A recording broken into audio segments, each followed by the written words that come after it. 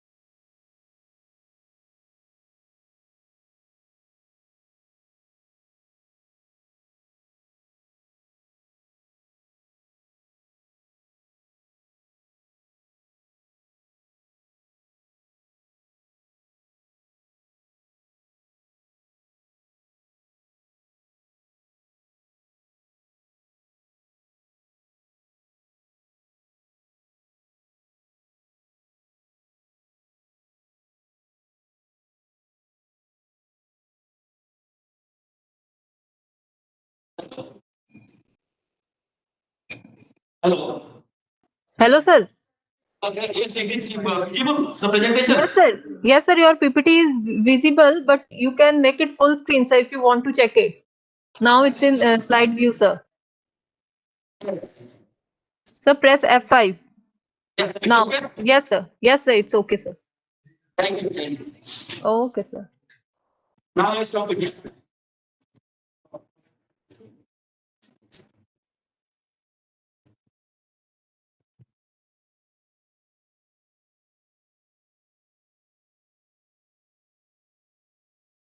ଖାଲି ଅନୁପ ସାଙ୍ଗେ କଥା ହେଲେ ଅନୁପ କହିଲା ତମେ ଯୋଉଟା ପଠେଇଛ ତମେ ଦେଖିନି ବୋଧେ।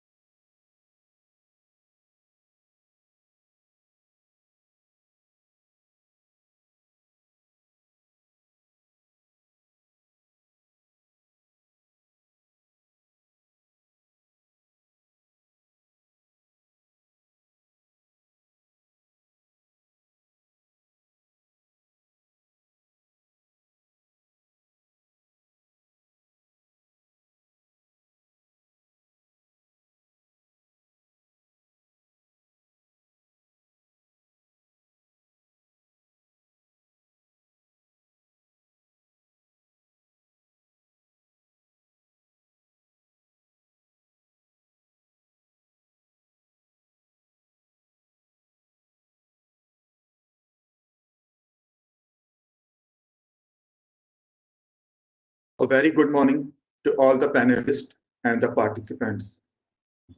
I am Anil Kathet, young professional, Center for Hill Area Development, GMR Division and IDM, and I am the moderator of today's webinar. On behalf of National Institute of Disaster Management, Ministry of Home Affairs, and Orissa State Disaster Management Authority, I welcome you all to today's webinar on coastal zone regulation, development, and disaster management. Coastal zone regulation rules governs human and industrial activity close to the coastline in order to protect the fragile ecosystem near our coast.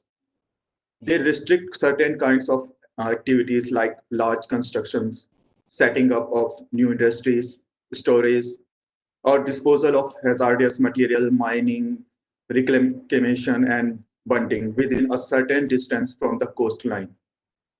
This notification was first issued in 1991 by Ministry of Environment, Forest and Climate Change under Environmental Protection Act of 1986 with a mandate to take measures to protect and conserve our coastal environment. The aim of the regulation is to protect is protection of ecological sensitive areas, improving the lives of coastal communities like fishing communities, resilient measures for mitigating impact of climate change, and to balance development with conservation of the coastal environment. Over the years, this regulation has been modified several times as per the need of the time. India's coastal region is home to about more than 150 million people of country's total population and are on the front lines of a shifting climate, experiencing sea level rise, erosion, and disasters such as tropical storms and cyclones. Take example of Orissa cyclone of 1999, Indian Ocean tsunami in 2004, Hudhud in 2014, last year cyclone Fani to current year cyclone Amphan. Disasters have caused enormous loss of lives, property, as well as environmental degradation.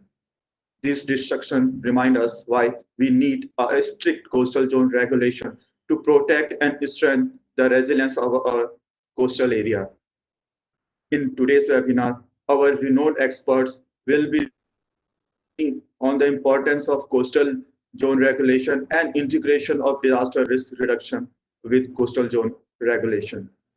Today's the webinar will be in two parts, inaugural and technical one. The inaugural session will be graced by the presence of Mr. Pradeep Jeena, IS, Additional Chief Secretary and Managing Director of OSDMA, and Professor Surya Prakash, Head GMR Division and IDM. Professor Prakash will also be joining us in the technical session along with Dr. Kamal Lochan Mishra, OAS Executive Director, OSDMA, and Additional Commissioner Relief, Orissa.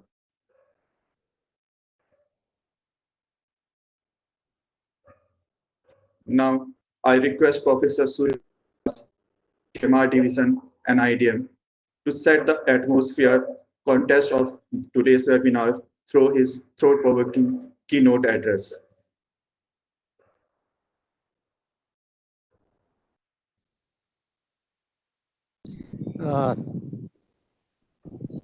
Thank you, Anilji. Am I audible? Yes, sir, you are audible. Okay, thank you very much. First of all, I would like to congratulate OSDMA, which is one of the first authorities in the country which has been established by any state within the nation. They are the ones who had always taken good initiatives and collaborations for disaster risk reduction and resilience within the country. We are happy that we are collaborating with them in this particular program for coastal disaster risk reduction and resilience. Odisha has in fact shown very good performance in terms of bringing down the number of casualties from thousands. More than 10,000 were killed during Odisha super cyclone in 1999 to less than 2 dozen and even less than that in Philin and later on. So we are proud of their performance, and we would like to share their experiences with other states in the coastal areas of the country. So I would like to just mention that NIDM has actually established a specialized center on coastal disaster risk reduction and resilience. And this center is focusing on activities and functions related to disaster risk reduction and resilience in the coastal belt. This particular program is one of those training program webinar organized by this specialized center. We are happy that we have been joined by none other than Shri Pradeep ji, who has contributed a lot in this field. Good experiences, rich experiences in this sector. So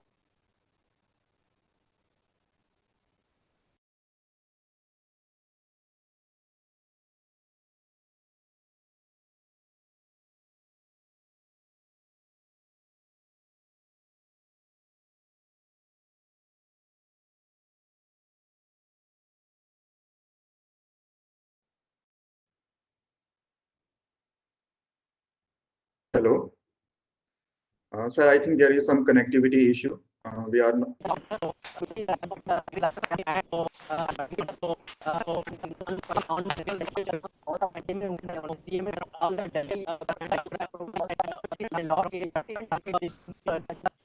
in this program. With these words, I welcome all and wish all the best for this program. Thank you very much, Anil. Thank you very much, sir, for your insightful keynote address and as well as highlighting the initiatives of NIDM.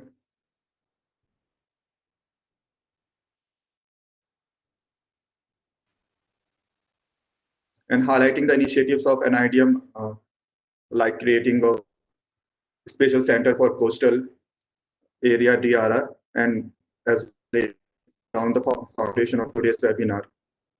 To further enlighten us and the participant, I would hand over the mic to Mr. Pradeep Jina, IS Additional Chief Secretary and Managing Director, OSDMA, for his inaugural address. Over to you, sir.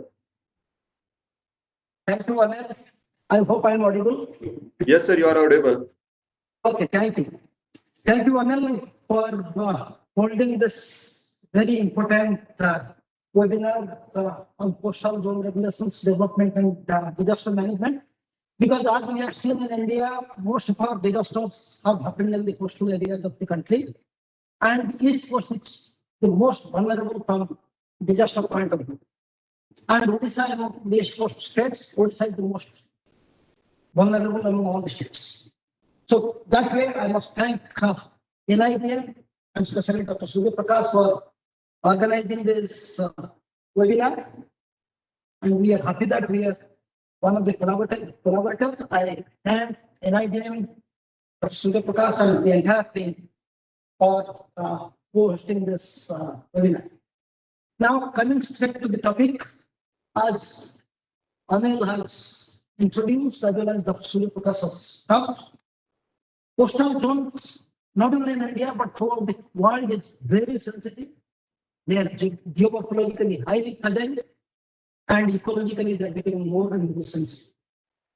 So, in a fragile geomorphological setup with highly sensitive ecology, we need to be very careful while planning for any development whatsoever. Otherwise, any unscientific planning, irregular development approaches can cause severe irretrievable damages to the coastal zone.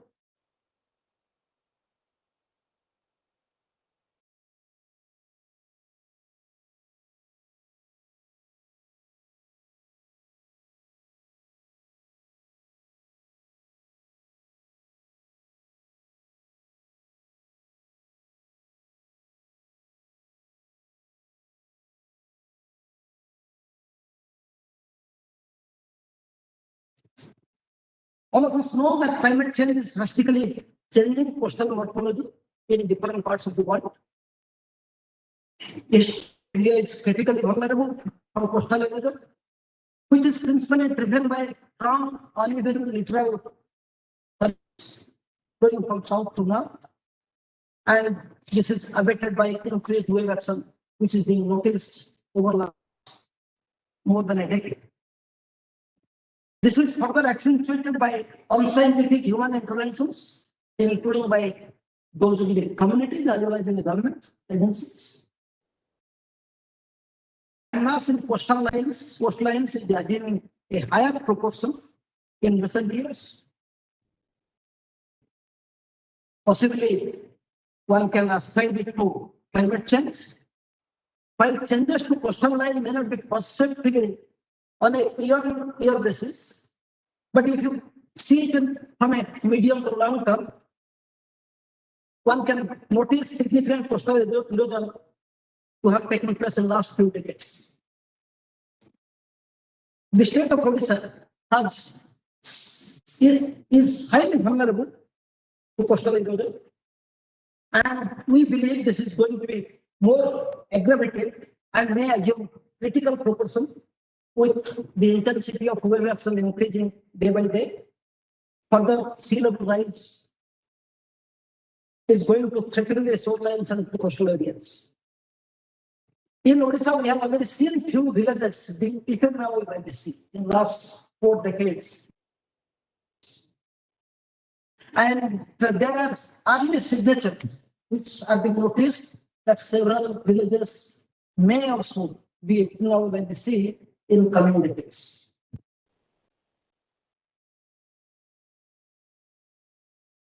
This is further aggravated by irregular land use and unscientific practices by both communities and by development agencies. For the loss of shelter plantations along the coastline are causing more intense damages. Lack of efforts or non-preservation of wetlands, marshes and water bodies, choking of the drainage lines, and tampering of the estuarine geography is adversely impacting the disaster resilience of the coastal area itself and that of the human community. Further, there is another concern for the coastal areas is the receding saline incursion area, the increasing saline incursion areas. This underground water, the aquifers, is being pushed further inwards, and the rate of push is becoming unsustainable. Excessive trial of the groundwater is pushing the saline water into the inland underground aquifers, which is becoming a real threat to the agriculture and livelihoods in coastal regions and coastal communities. Tampering of natural processes is also affecting aquatic life in the estuarine as well as in deltaic areas. And one should be extremely careful as aquatic resources are quite significant in building the livelihoods of not only the country. Eastern coast of India is also highly vulnerable to tropical cyclones. Both intensity and frequency of the cyclones are already adversely impacting the life in coastal areas. The infrastructure and livelihoods loss is increasing year after year, and rebuilding them is becoming increasingly difficult. Therefore, time has now come for all of us to ponder over these issues, to find ways of doing sensitive planning for all our development interventions, lest it adversely impacts the ability of the disaster resilient ability of nature as well as of the humanity. As Dr. Surya Prakash has said, Orissa has seen a large number of cyclones. We have tried our best to reduce the human capabilities. But what is more important is, yes,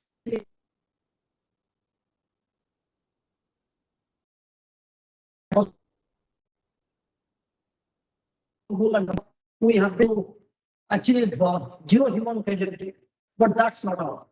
We are not able reduce the adverse impact of the cyclones on the livelihoods. Rather, the adverse impact is increasing.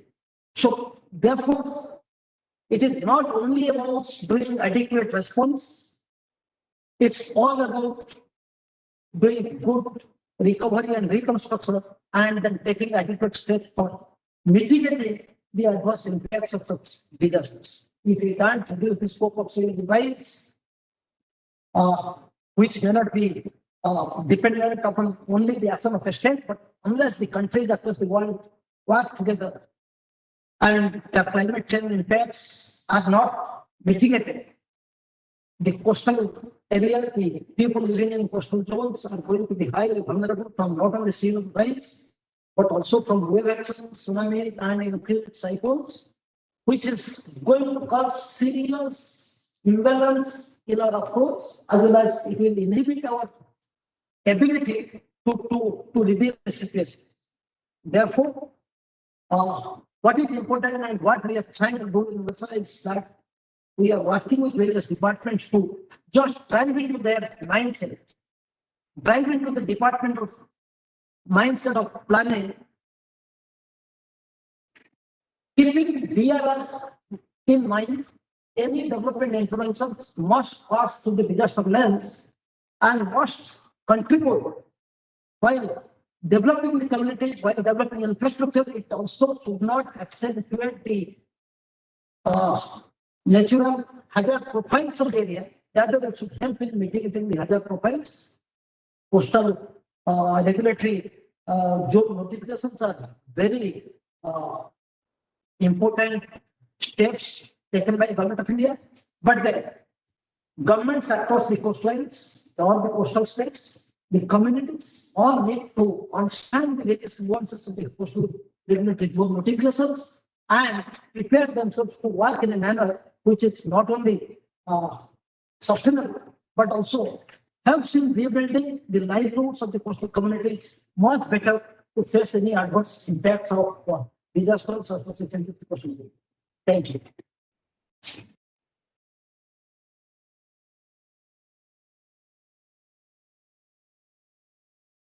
Over to you, Anand.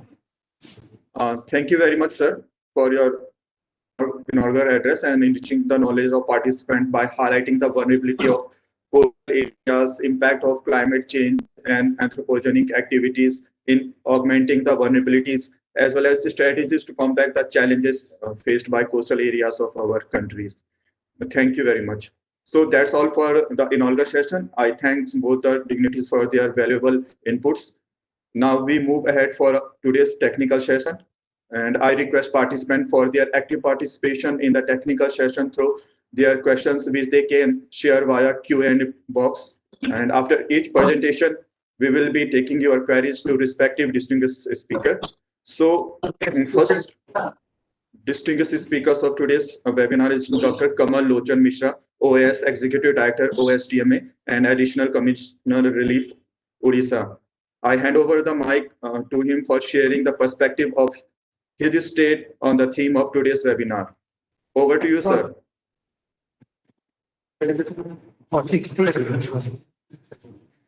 So thank you very much, Anil. Am I audible, I think? Yes, sir, you are audible. It's a great pleasure to be associated with right-minded people in the right movement and organized by the National Institute of Disaster Management to be part of the national and global community for disaster mitigation, reduction of disaster risk, and preparedness. So I have prepared a brief presentation for the information and benefit of all concerned. It is on the coastal regulation zone, vulnerability and disaster management, and addressing the development issues with an Orissa perspective. Because Orissa has been dealing with the coastal regulation zone and taken up in projects, both mitigation as well as humanitarian assistance projects in the coastal regulatory zones. So our experience in handling the coastal regulation zone norms and addressing the issues relating to humanitarian handles with respect to the vulnerability and disaster management. So the presentation is structured in such a way that we will be discussing some brief note about the regulation zone and its travel from the 1991 to 2020, how it has evolved. Then we'll be discussing in brief about the vulnerabilities as well as the international and national level research papers, what they speak about the coastal regulation zone with respect to the vulnerability and disaster management, and a few perspectives on the Orissa initiative in coastal areas where we have learned the hard way how to handle problems in the coastal regulation zone. So, next. As we all know that coastal regulation zone started in 1991 by Government of India. The Government of India declared this or promulgated this regulation CRZ norm in 1991 to ensure livelihood security. That was the first intention. And that first intention was aimed towards fishermen community who are basically the marine fishermen and freshwater fishermen communities living very close to the coastal zones. Then to conserve coastal stretches, its unique environment, and to safeguard the eco-fragility of the location. Then third was to promote development through sustainable. Otherwise, the fragile coastal zone will be subjected to severe damage. So these three were the basic guiding principles of the coastal regulation zone 1991 onward to 2023. Then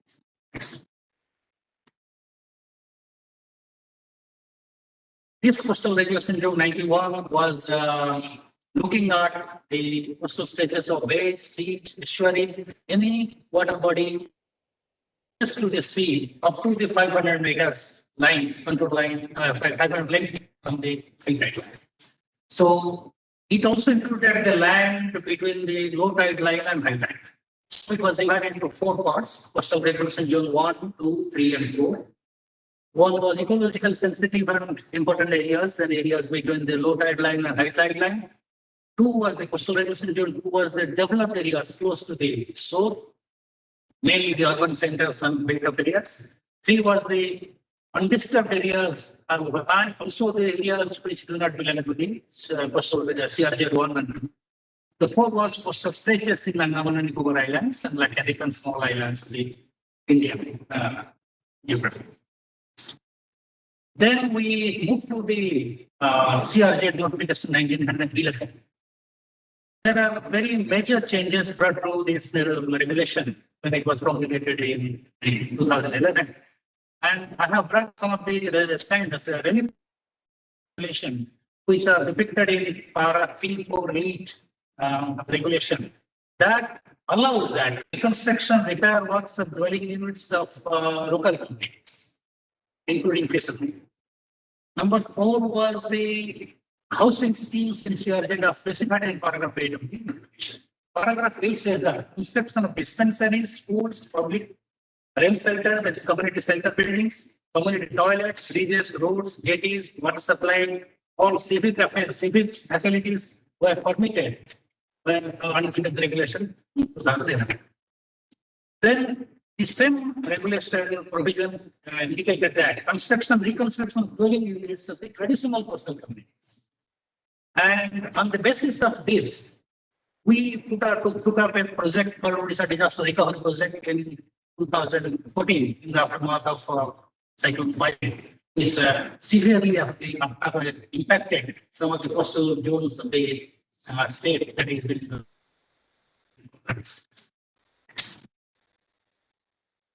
construction or reconstruction of dwelling units so long it is within the ambit of the traditional rights and customary areas such as existing fields and villages. So new constructions were prevented, but existing constructions could be remade as per the provision. We took shelter under this provision of the Act. Then it also indicated the construction of public rain centers. We also constructed some of the multi-purpose cyclone center buildings within this zone on the basis of this entitlement given by the regulation June 2011. But after this, the new coastal regulation June 2018 was promulgated. It was mostly broadly, it was to enhance activities in the coastal zone that were promoting economic growth. So there was not much difference between 2011 and 18 regulation, but 2018 regulation was somehow more inclusive and more progressive in its philosophy. Activities in the CRZ areas as well as livelihood activities were concerned.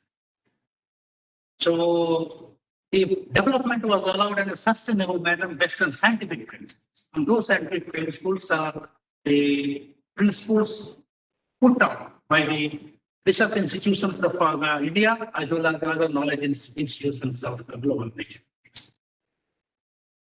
Just for the benefit of our viewers and participants, I have brought a small sketch how the coastal regulation zone is actually measured from the actual shore tide line, that is low tide line.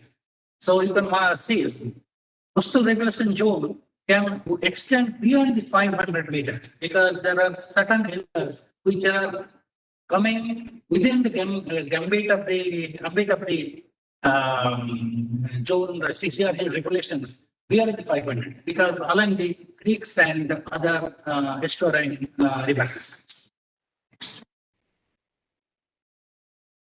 So this is how the CRZ index map is prepared by Government of India, the Survey of India, and these maps are basically in the 1:21,000 scale, and it can be extrapolated by the user, actual users, to impose certain other layers as per their requirement and requirements of planning. So this schematic diagram indicates the coastal regulation zone mapping taken by OSDMA. This was shared with me by our GIS cell. We have taken off a couple of projects within the CRZ regulation. For that, we took up this CRZ map prepared by Orissa Space Application Center because they are the authorities for Government of Orissa to prepare CRZ maps. We took that data along with the topo maps of Survey of India, and data integration was done at our level. Then we took the GPS data collected from the locations of our project, and the CRZ analysis of the project area was done on the basis of 3 inputs. Then we imposed the thematic maps like land use, existing land cover, existing vegetation, and economic activities on that platform. And along with that, we also imposed the satellite maps, and the data integration was done for the analysis of the CRZ areas for the project areas. So the CRZ map of the site was prepared on the basis of this. Then the final map was prepared, and field verification was done along with the community participation and community feedback on the as per the regulation, as per the norms of the World Bank guidelines promulgated by World Bank for taking up projects within the coastal regulation zone. So this elaborate arrangement was made by OSDMA to prepare the coastal regulation zone project activities.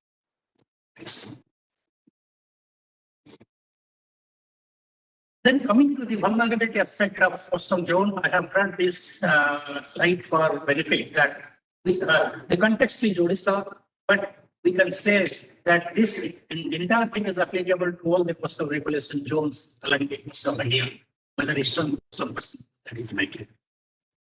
More maximum, Orissa coast is highly vulnerable to tropical cyclones as they were getting in the open.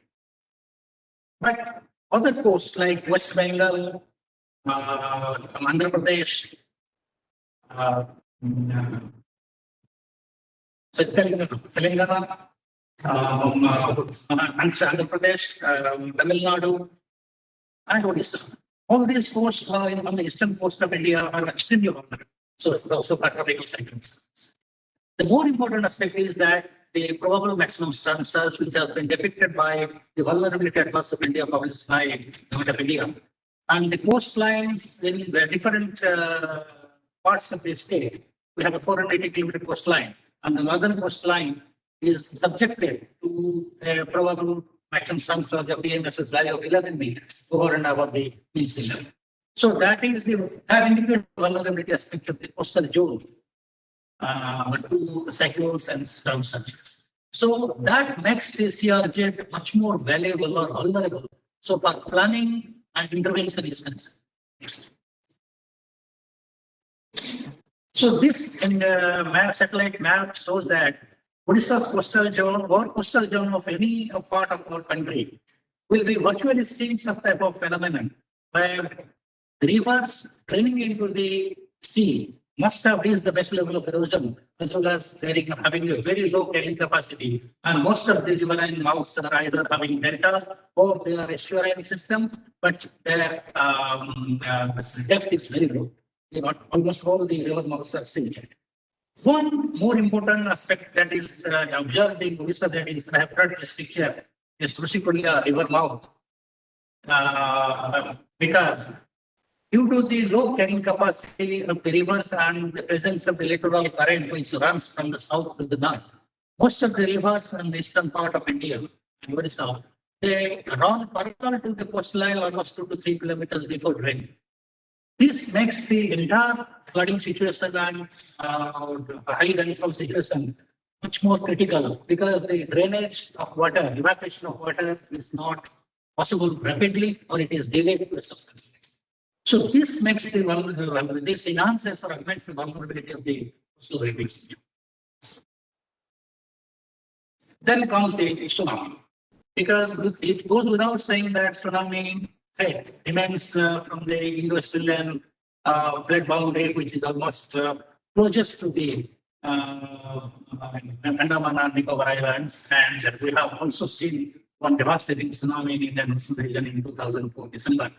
And that has prompted Tidal to prepare a tsunami travel time atlas, which indicates that eastern coast of India is within a time frame around 3 to 4 hours for any tsunami-genic earthquake which occurs in the Indo-Australian plate boundary to hit the coast of India within 4 hours. And we have to evacuate. Issue the warning and evacuate people. There are 2 maps on the bottom of this, one map and one satellite image.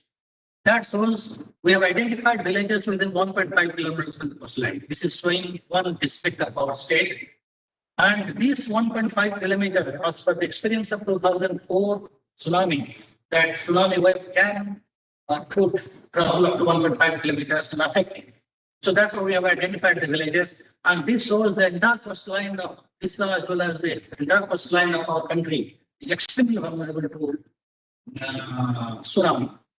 And the left bottom side satellite image is the picture of a marine fishermen community in one of our locations. There are 254 such locations in our state where marine fishermen communities stay.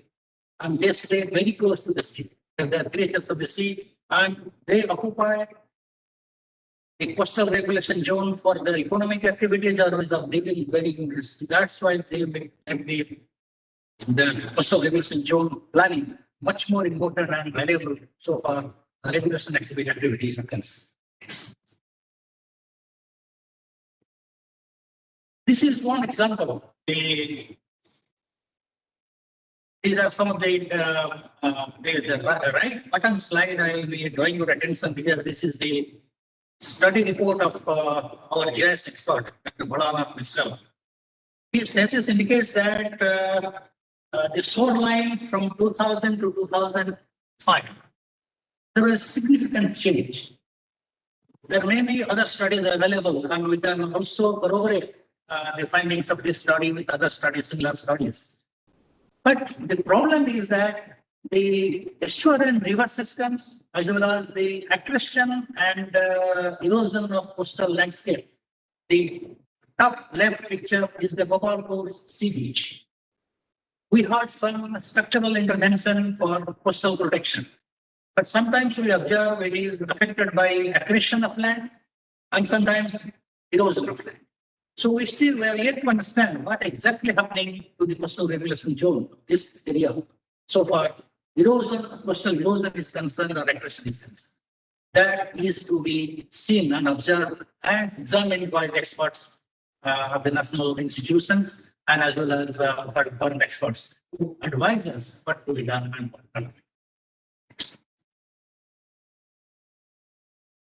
Coming to the coastal vulnerability, which makes the coastal regulation zone one of the primary areas of intervention. So, planning is the Intergovernmental Panel for Climate Change Assessment Report 5. The year 5 indicates future rate of sea level rise will exceed those of recent years. So that is a very alarming inference done by the IPCC year 5. The coastal flooding, erosion, saltwater intrusion will be increased into the surface and groundwater has already been indicated by Managing Director Orissa. So these are all based on the scientific research conducted by the IPCC panel derived from different research reports. The damage to coral reefs, mangroves, and exacerbate wave damage will be there. That will impact the individual fish species to shift the rain numbers, the livelihood of the marine fishermen community along the coastal line of India. The more very critical aspect is the homicide of certain marine fish like the sea, thereby affecting the ecology, ecosystem, natural ecosystem, as well as the economic activities of the millions of marine fishermen community or fisher folk that depend on the sea for the land. The INCOIS, Indian National Center for Ocean Information Services, the premier institution of our country, responsible for ocean observation and tsunami warning, they estimated the coastal vulnerability index of India. They divided the coastline into 1 kilometer, 1 kilometer grids. They took 8 risk variables. Some of them are sea level rise, coastal geomorphology, tidal range and elevation. And each variable was assigned with an approach for causing low, medium, and high to a particular section of the coast. Next. And on the basis of this, the CVI, coastal vulnerability index values from 1.1 to 1.9. That is, if it is 25 percentile is around 4.75, and 50 is 9.5.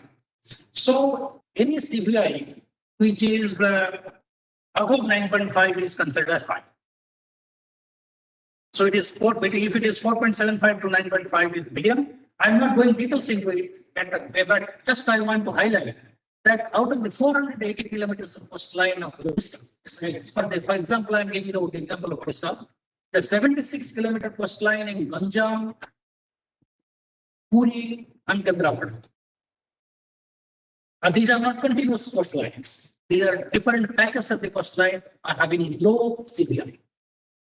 But 297 kilometers, again, given different patches in different coastal districts. But 107 kilometers, covering Puri, parts of Jagatsinghpur, Kendrapada, Bhadrak, Baleshwar, having the highest CPI that is possible to take. So that indicates that out of the 480 kilometers, we have almost 400 kilometers. Almost 400 kilometers are coming under medium and high vulnerability index. So that makes the importance of the coastal regulation zone planning further. You have to think 1,001 times before intervening any activity in the coastal regulation. This entire together has increased the vulnerability of the coastal regulation zone. Excessive rainfall, point rainfall, rise in sea level. These are going to affect the coastal areas. With the excessive rainfall in the interior, draining huge amount of water in a such span of time to the coastal tracts where the carrying capacity and discharge capacity of the rivers is very less, so it is going to affect the coastal zones. The diverse landscape of the coastal will serve the coastal line because it is extremely fragile as well as extremely heavily loaded by the anthropogenic activities. And the low elevation flat topography, because the 150-meter contour, I was looking at reef map of Orissa, it was almost 100 kilometers from the coastline. So it shows that the coastal Orissa, the coastal plains are almost a low elevation flat, which is further accentuated. It's well already accentuated by the such feature of the such parameter of the coastal regulation. The vulnerability factor relating to landslide will increase and change in the environment. These are some of the pictures of coastal Orissa, which have already seen the effect of erosion. As a result, the coastal regulation zone is now more important so far disaster management and development. So these are different parts of our natural, very extensive natural vegetations have been eroded, have been consumed and destroyed by this. Next. Some of the habitations in Ranapatna, in Kodambeta villages, in Ganjam district, Benthar, in Kendrapada district, and in other parts of the coastal Orissa, they have been already affected. They have shown the effects of habitations taken over by wave action, and no such intervention which has been adapted. I'll be showing some of the slides later, where whatever intervention we have made as for our existing availability of knowledge, that has not been very successful in giving us the full protection against the nature of elements of nature which are acting in the coastal regions. So this is the Puri's coast, where the road which was constructed along the coast, it was used as a protection measure, which was seriously affected one couple of years before in one severe wave action. As a result, a large part of the entire coastal river in the road was eaten away and it was damaged further. And coming to this aspects of our development processes in the coastal regulation zone is concerned. We call it budget coding for climate change action in planning process. Already, Managing Director has indicated in his inaugural address that the department budgets are now aligned with the development activities so far disaster mitigation and disaster risk reduction is concerned. Exactly, our climate change action plan of state of Orissa has prepared one budget coding in the planning process. The budget coding has taken the sensitivity and relevance of the action with respect to the climate change. So they have combined these two and they have categorized the departments on the basis of their activities into 4 different categories. That is high relevance, high sensitivity, because their interventions should be relevant to the cause and sensitive to the climate change, especially in coastal regulation zones. Then number 2 is high relevance, low sensitivity, low relevance, high sensitivity, and low relevance, low sensitivity. I'm talking about this high relevance, high sensitivity, and high relevance, low relevance, high sensitivity. So these are departments. The water resources, energy, agriculture, and Panchayat Raj, they are coming under this. So these are the 4 departments which need to think very carefully while intervening in such areas. The low relevance, high sensitivity is forest and desalination animal resource system.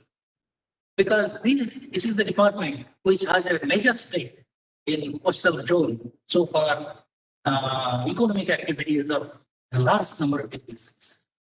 So my purpose of showing this slide for your benefit was that the coastal regulation zone, since it is extremely vulnerable and we have to depend on that, our economic activities are to be sustainable within this zone, cannot remove people from this tract. We have to be very careful in our planning. We have to earmark adequate funding for scientific intervention and sustainable development of these areas.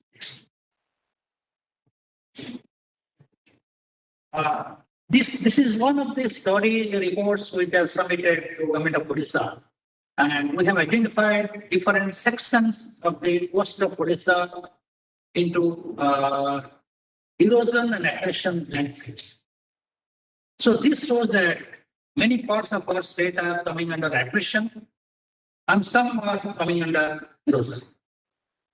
Accretion is also not very good because one area of accretion will lead to some ecological and wave action change in other parts of the coast. So the coastal regulation zone become more fragile, more intense. It needs intense study before going into taking up any intervention in any of these areas. Next.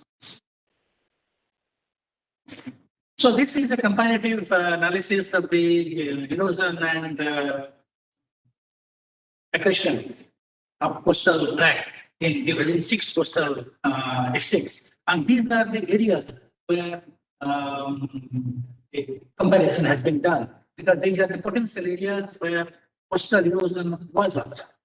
And this shows that the erosion is severe in 3 or 4 locations more than the accretion. And these are the areas we need to intervene very carefully. So for preservation of coastal areas, its ecosystem and marine ecologies. So this is one classic example of one of the very beautiful, naturally endowed beach in Seattle, that is in Jefferson District, where some structural intervention, very rudimentary structural intervention done by the Water Resources Department, was met with very bad consequences, because we could not withstand the real force of nature, and our intervention was also not very thought-provoking. So this is a learning that unless we observe nature, its elements to the fullest extent, our interventions are not going to be fruitful. It is not going to help us in the long term. We have constructed one tourist rest house and attraction type of construction, and that was almost 200 meters high from the high tide line. Right now, the same structure in the bottom right, the Sally Beach, that picture shows it is almost, water is almost touching that structure, and some days after, if we do not take any precautionary measures to protect it, the structure may be compromised. Next. So this is Ramayapatana village in Punjab district. This is one classic example where wave action and coastal erosion is extremely rampant, and we have almost lost a few hundred houses within these villages to sea. We have taken up the technical advice of NIOT and others, and our structural interventions are being planned to protect these areas.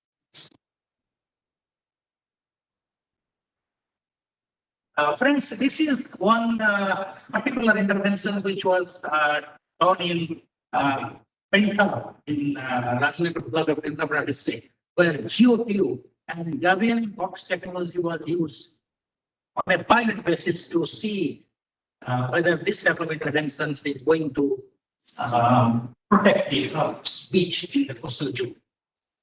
The technology was this, that if we construct walls, solid walls, it is not going to dissipate the wave action energy, and the return force of the wave will be further eroding the beach. This is a classic area of coastal erosion. So it was conceptualized that the core of the beach will be sand-filled geotubes, and on that sand-filled geotubes, we will be putting Gavian boxes of stones. So instead of returning or rebuffing the wave, it will be absorbing the impact of the wave by dissipating its energy. As a result, it will be losing its energy and deposit the sand particles taken by beach waves. Initially, we found that the beach was generated. The natural beach was elongated, generated, but in filing and putting glue, it was seen that it was severely damaged.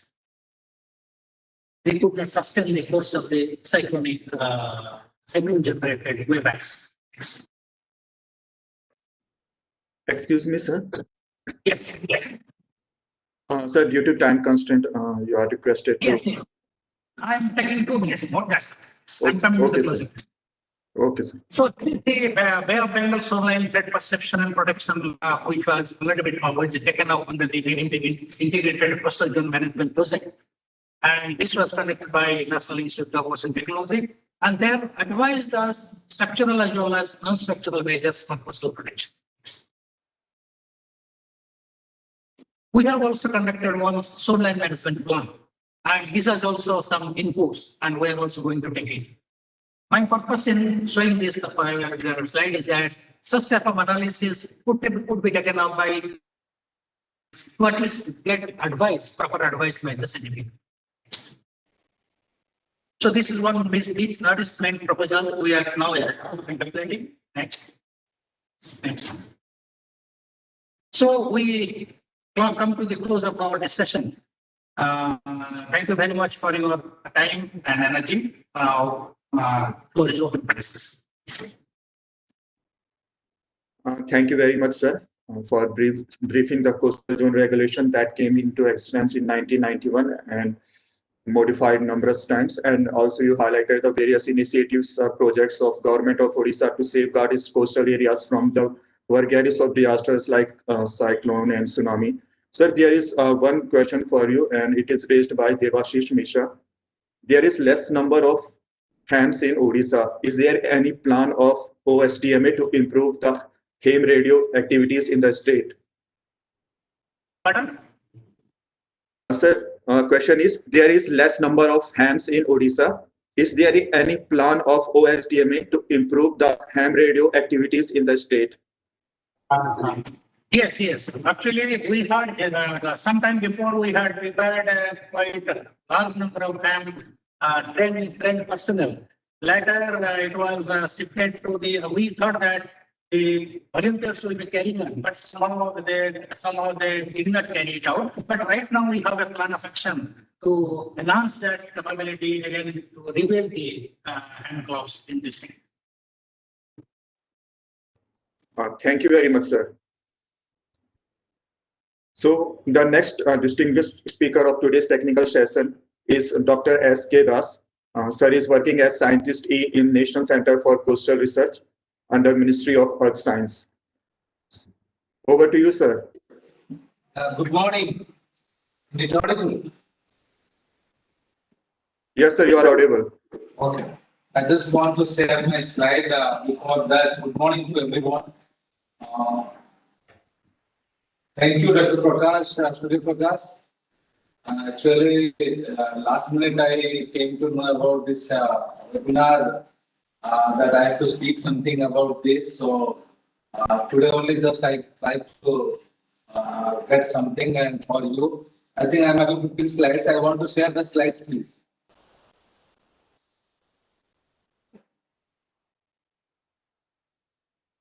Is it visible now? Yes, sir.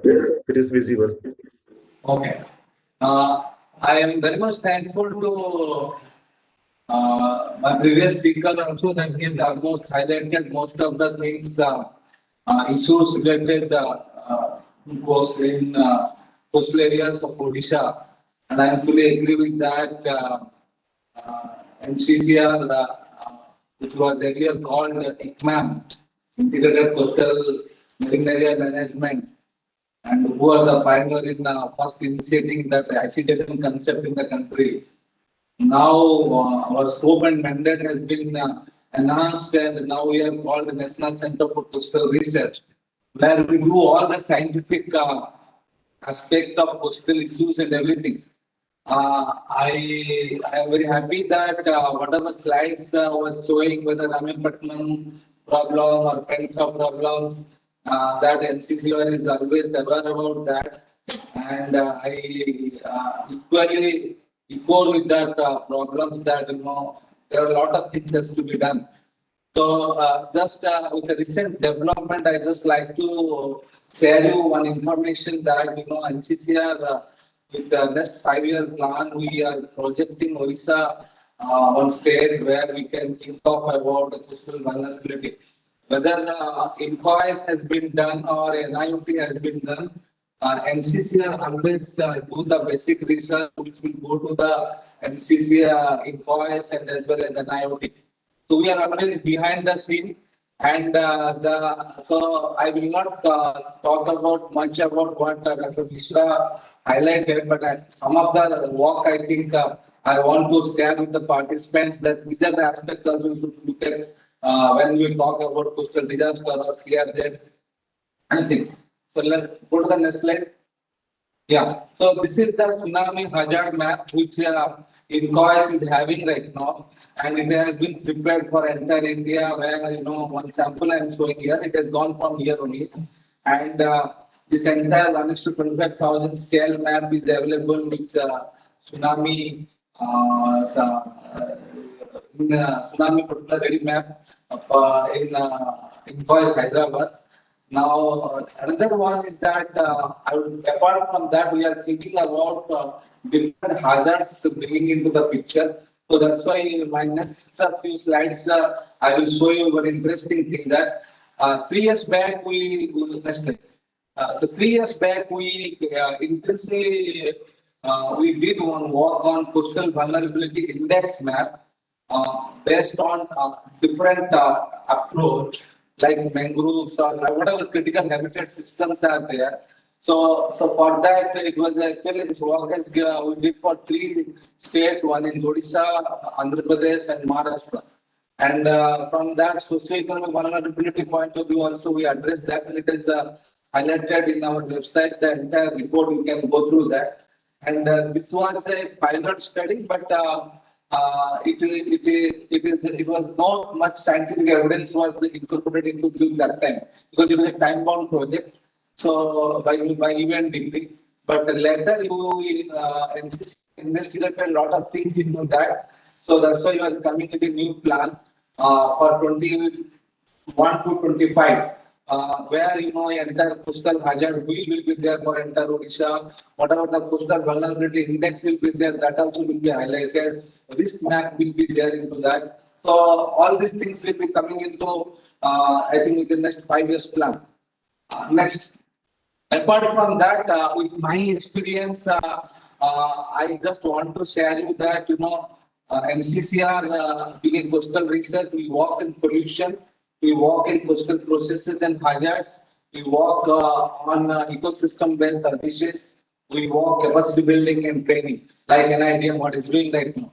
And so this is one work. Actually, last time we did when funny cyclone happened. During that time, actually, I interacted with the earlier OSDMA director, MD. So during that time, I think he was helping us to get into the during that unit after funny cyclone, what is the impact study? Because we, as you know, that Ministry of Life Sciences and IND, they really give the weather forecast, and from that forecast, we worked on impact-based forecast. Next slide. So this is a cyclone, and we developed one intense methodology where your model output comes from NCMRWF or IMD, whether it is your ensemble prediction or income prediction, whatever it may be. So, and as well as whatever global models available with IMD, that also comes as well along with the forecast. So we get mostly 4 parameters like precipitation, wind, and tract. And in wind again, speed and direction. So everything, when the all parameter comes into GIS environment, we put in a weighted average analysis, and after that we give a ranking of based on each parameter, what is the impact, and then after that we will get the cyclone impact index. Of course, population and as well as land use, land cover was always will be incorporated into the system, and then ultimately we will get the index, particularly impact-based forecasting. So that's why we developed this methodology, and IMD, we are very close to working with IMD for that. I think 2-3 success stories I will share with you. Next. So this is all during that cyclone parameters and everything. Next.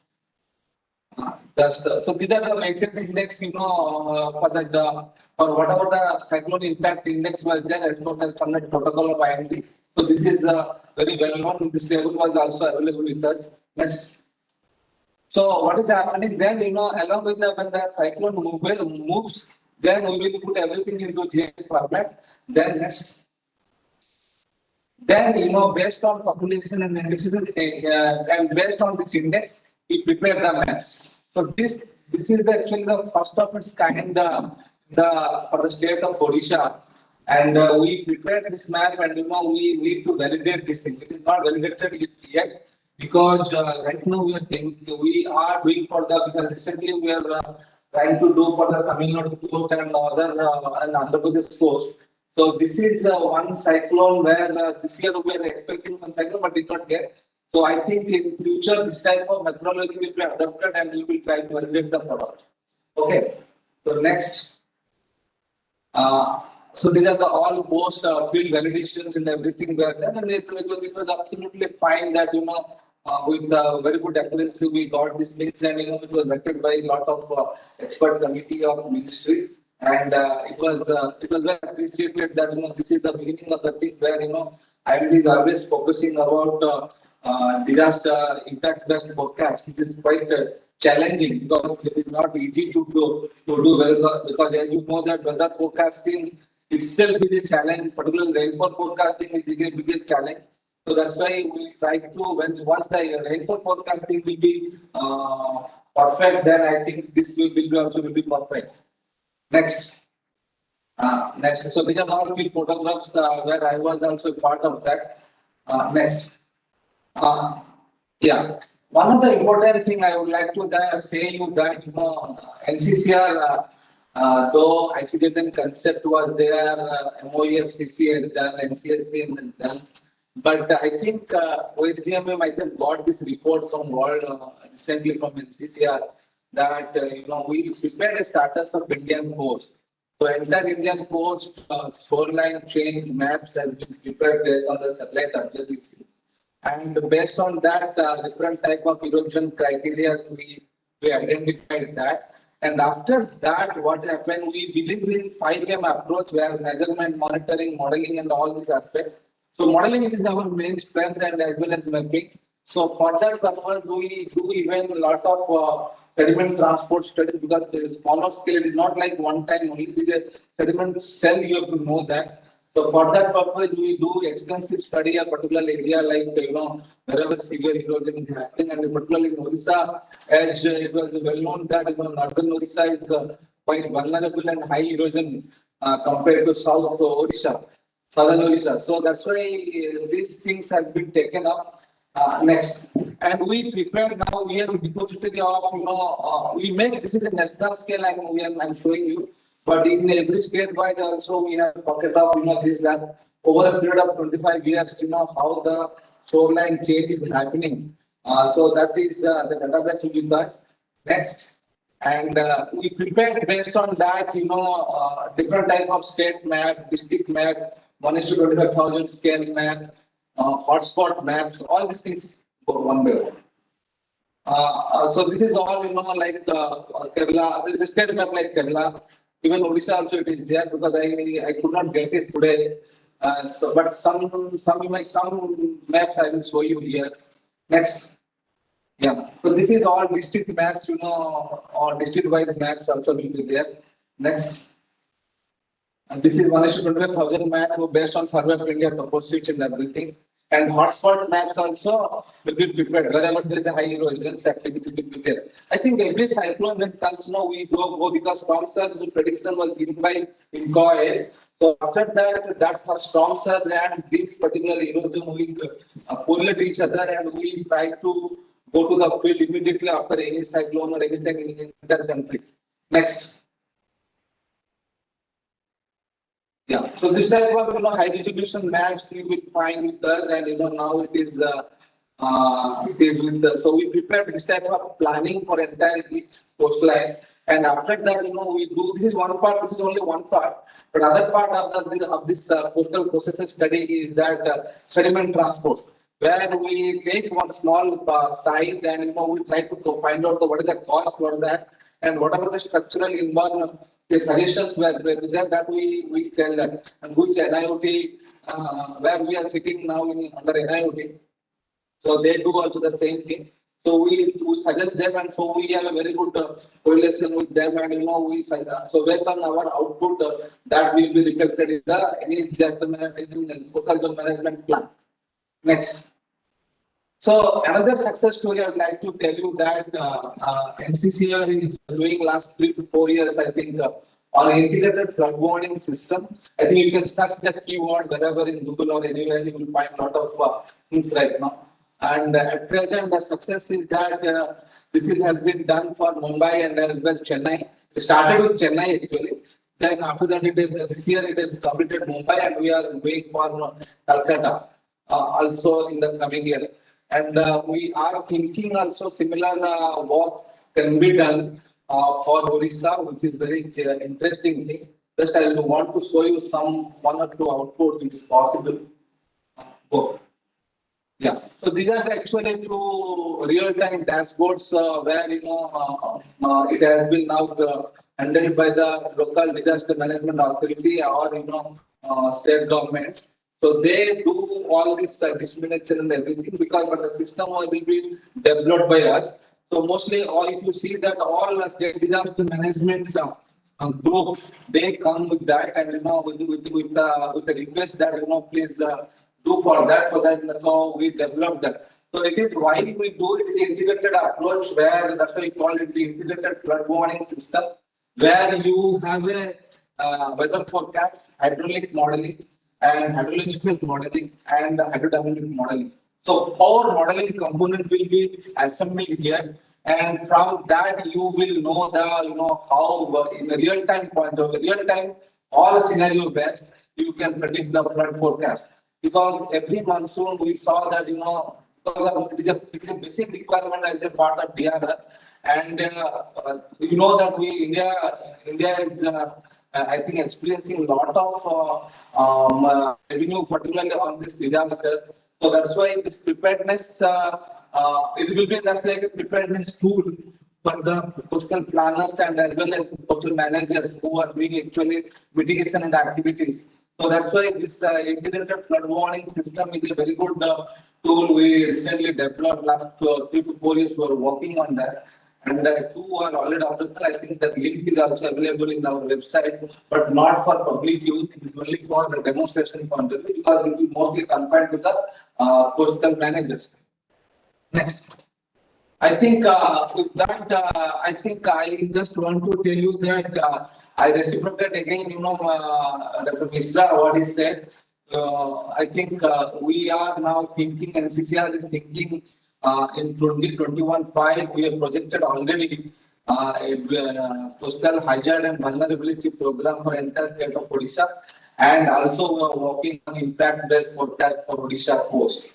If other than that, if anything I would like to contribute, please let us know. Over to organizers. Thank you.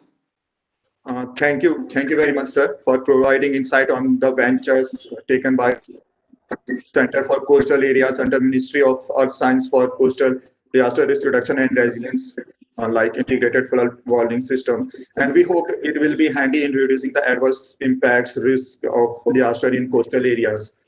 Sir, there are some questions for you.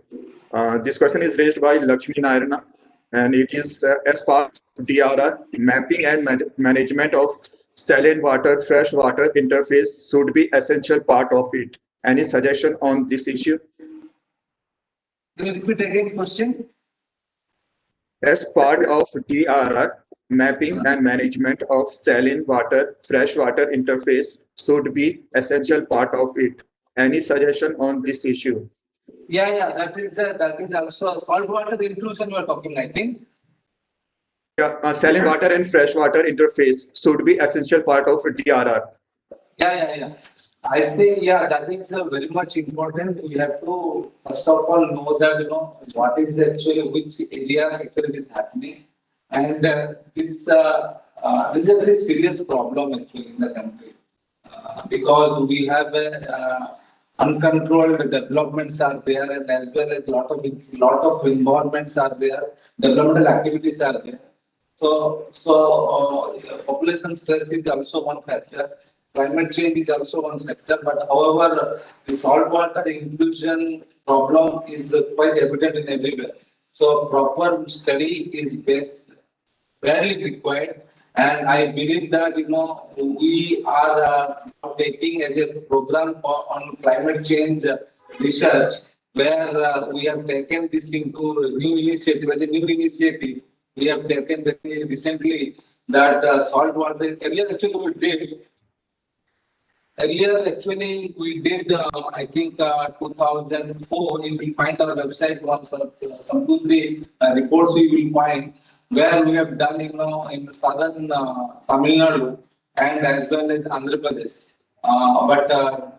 This particularly wherever you want to do, I think we need to take up this matter. It is a very serious, I'm very happy that it's somebody has raised this issue, because it is a part of as a part of DRR, we also have to understand how actually this giving adverse effect to the society.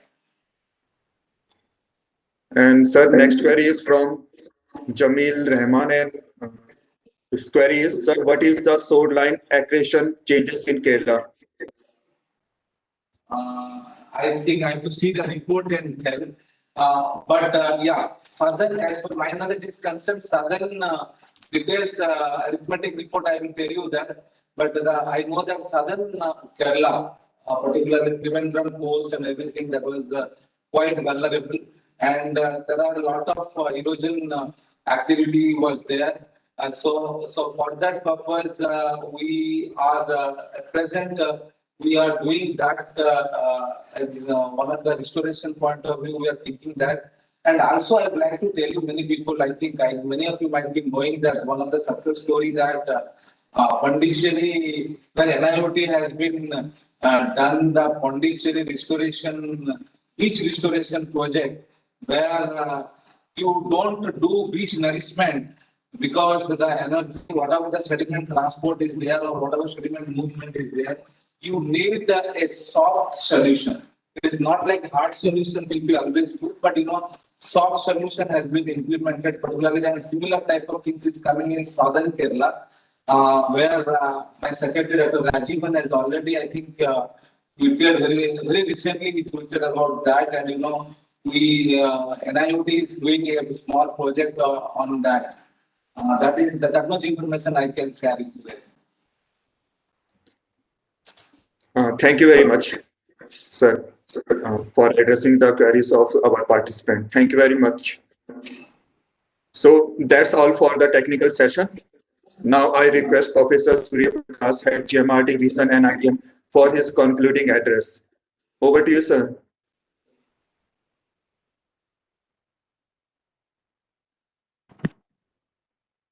Anilji, am I audible? Yes, sir, you are audible. Okay, first of all, let me express my sincerest thanks to the distinguished speakers who have shared their rich knowledge and experiences on this subject. I hope the participants must have got very much benefited from their works, and also they will be able to apply that experience into their own practices. So we have actually been working on this for quite long. The disaster management is as old as almost more than 3 decades now, after the IDNDR was declared in 1989 on 22nd December. And we have been progressing well, and we have made lot of efforts in terms of our legal setup, financial mechanisms, as well as administrative measures. After the 15th Finance Commission, now we have got lot of funds for our training and capacity development. Almost more than 40,000 crores. They have been allocated for the year 2020-2021. And these are actually motivating factors which help us to initiate steps for disaster risk reduction and resilience. I was having some discussions today with one of the ATIs in one of the states morning, and they were talking about the availability of the funds, that they are not getting adequate funds. So this is why I have mentioned this, that now after the 15th Finance Commission, a good amount of funds have been allocated, in which as usual the share from the states is 75 from the nation, central government, and 25% from the states. And for the specialized states duties, it is 90 and 10%. 90% is given by the central government. So funds are available. And now further this, in the act, we had only two types of fund. One was national the disaster mitigation fund, other was disaster response fund. But in the 15th Finance Commission, allocation of separate funds for capacity building has also been given. So this would be our utmost request, that the states must utilize these funds for enhancing the capacities of the human resources within their states, and also sharing and exchange of this information, ideas, knowledge, technologies, tools, techniques for disaster risk reduction in their own geographical setups as well as functional areas. So geographically, coastal areas, they're very much no doubt different from our plain areas and also the hill areas. NIDM has been working on all the three different geographies broadly. The Hill Area Development Center we have Coastal Disaster Risk Reduction and Resilience Center, and also we are having a specialized center on flood monitoring cell, which is mostly the frequent disaster that is encountered in riverine and plain areas.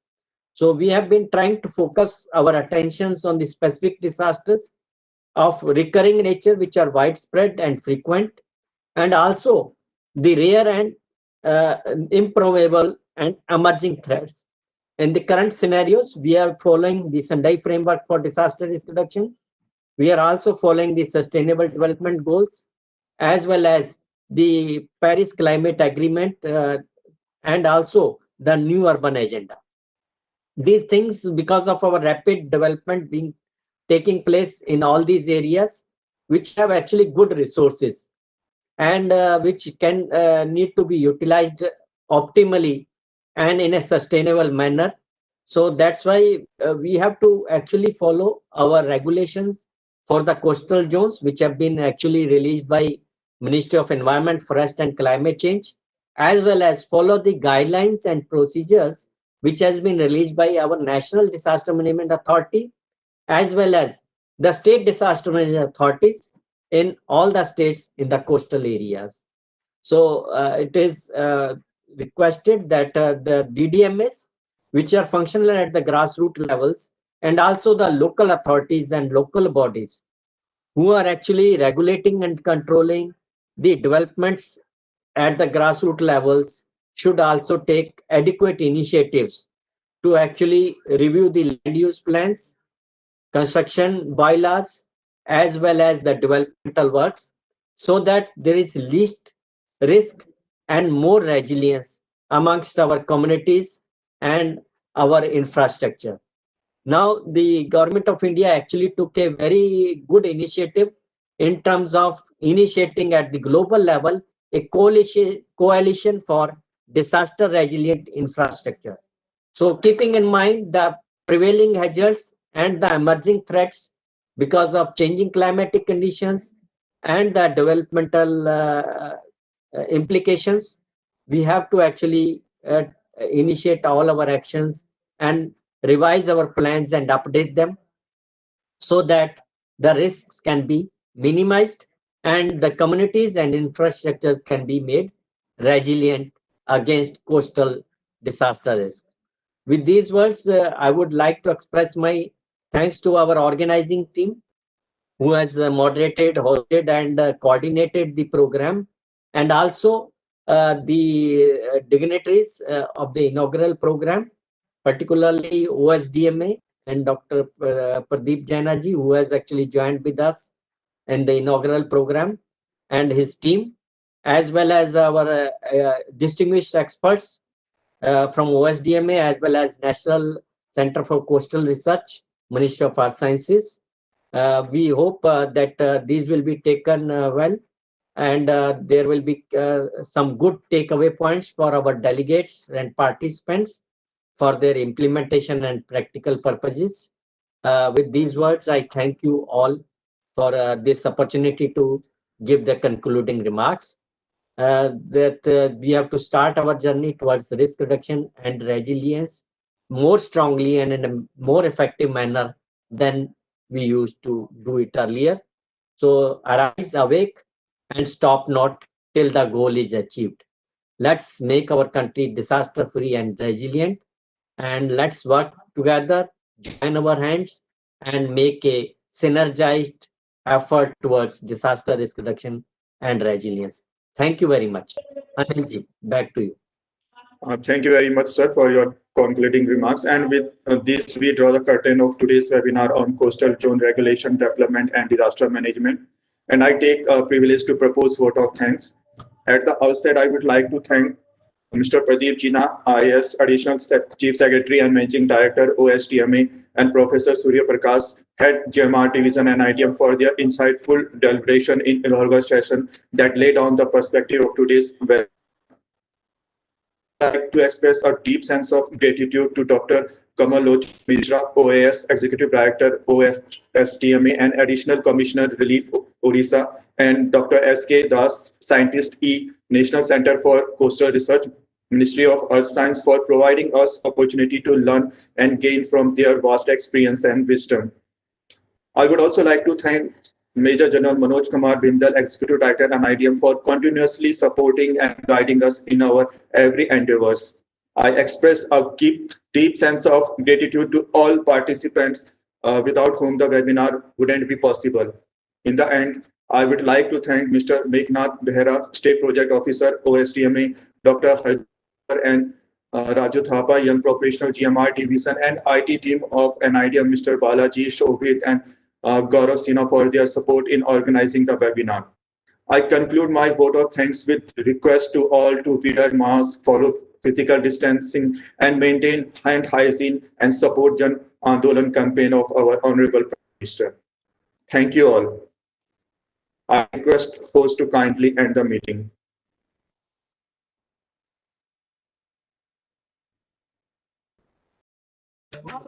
Okay, sir.